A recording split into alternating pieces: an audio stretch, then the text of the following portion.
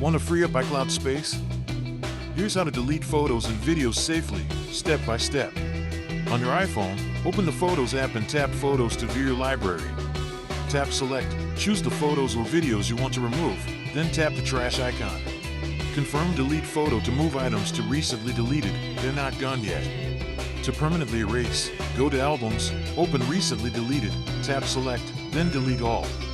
Check iCloud syncing and settings, under your name, iCloud, Photos to ensure changes sync across devices.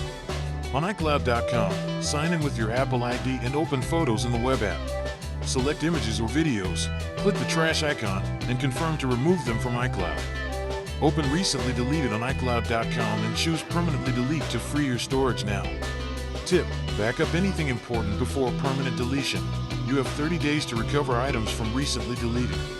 To restore, open Recently Deleted, select Items, and choose Recover. They return to your library in iCloud. That's it. Delete responsibly, check backups, and your iCloud storage will stay tidy.